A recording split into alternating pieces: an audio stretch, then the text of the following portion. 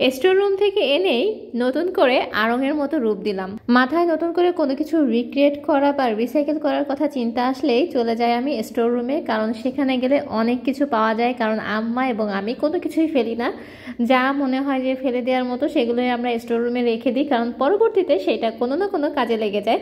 তো আজকেও সেরকম একটা কাজ নিয়ে আপনাদের সামনে হাজির হলাম। ওয়েলকাম টু মাই চ্যানেল নকশি পাহাড়। তো সকাল সকাল ঘুম থেকে উঠেই ভাবলাম যে না, আজকে এটা করতেই হবে। অনেক দিন ধরে আমার এই জিনিসটা বানানোর প্ল্যান ছিল, কিন্তু করাই হচ্ছিল না। কিন্তু এখন না করলেই নয়, কারণ আমার মেয়ে এখন হাঁটা শিখেছে। সে যেখানে সেখানে যায়, যা পায় সেটা নিয়েই সে টানাটানি করে। তো এই জিনিসটা না বানালে এটার জন্য আমি যার জন্য বানাচ্ছি সেটা অনেক রিস্কি হয়ে যাচ্ছিল। তো অনেক খোঁজাখুঁজির পরে আমি এই বিগ সাইজের শুর যে বক্সটা পেয়ে গেলাম। তো এটাকে নিয়েই আমি আজকে রিসাইকেল করব। প্রথমে আমি একটা টুকরো কাপড় আমি ভিতরে এটাকে কভার করে দেব গ্লুগান স্টিকের সাহায্যে। আমি এখানে ভিতর সাইডটা সম্পূর্ণ প্রিন্টের কাপড় দিয়ে আমি এটাকে ফ্লাপ করে দিব, যাতে একটু অংশ দেখা না যায়।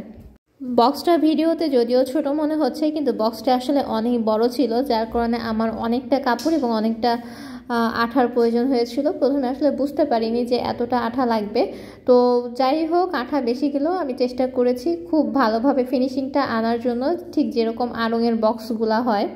তো ভিতর সাইডটা ফিল আপ করার পরে আমি উপর সাইডে আমি এই জুট ফেব্রিকটা দিয়ে দিয়েছি। এই ফেব্রিকটা ছিল আমার ব্যাগের জন্য। ব্যাগ বানানোর পরে যে ফেব্রিকটা বেঁচে গিয়েছিল সেটাই আমি এখানে ব্যবহার করেছি। আর তারপরে আমি চার সাইড থেকে এই লেসটা দিয়ে দিব।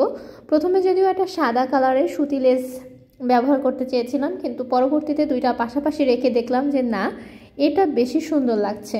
পুরোটা কভার করেছে এবং লুকটাও মাশাআল্লাহ খুব সুন্দর এসেছে। তো ফাইনালি আমি এটাকে লাগিয়ে দেওয়ার পরে আমার বক্সটা আমি সম্পূর্ণ কমপ্লিট করলাম। এখন দেখেন কি সুন্দর লাগতেছে না? কেউ হঠাৎ করে কিন্তু দেখলে বুঝতেই পারবে না যে এটা একটা শু বক্স ছিল। তো এখন অনেক আপুরাই ভাববে যে এটা হয়তো কসমেটিক্স রাখার জন্য বা জুয়েলারি রাখার জন্য। আসলে সেই রকম কিছুই না। এই বক্সের ভিতরে আমি এখন কি রাখবো সেটাই আপনাদের সাথে শেয়ার করব। তার আগে আপনাদের একটু ফিনিশিংটা দেখাচ্ছিলাম। দেখেন অনেক সুন্দর আসছে। আসলে আমি যতটা সুন্দর ভেবেছিলাম তার থেকে ওইটা অনেক বেশি সুন্দর হয়েছে। তো এই হলো ভিতরের সাইডটা। ভিতরে অনেকটা স্পেস ছিল, আর এই জুট ফেব্রিকটাও কিন্তু খুব ভালো। তো চলুন দেখি আসলে এর ভিতরে আমি কি রেখেছি। টানটানান ম্যাজিক! দেখেন এর ভিতরে আসলে ওষুধ, তা হোমিওপ্যাথিক ওষুধ। এখন অনেকেই ভাববে ওরে মা, এত ওষুধ, আপনি এত ওষুধ খান? তো আসলে ব্যাপারটা হচ্ছে আমি এবং আপনাদের ভাইয়া এবং আমাদের মেয়ে আমরা সবাই হোমিওপ্যাথিক ওষুধ খাই। আমাদের সব ওষুধ আসলে স্টকে থাকে, যখন যেটা প্রয়োজন হয় তখন সেটা খেয়ে নিই, আর এইগুলোর ডেট কিন্তু থাকে। তো আজকের মতো এই পর্যন্তই। আল্লাহ হাফেজ।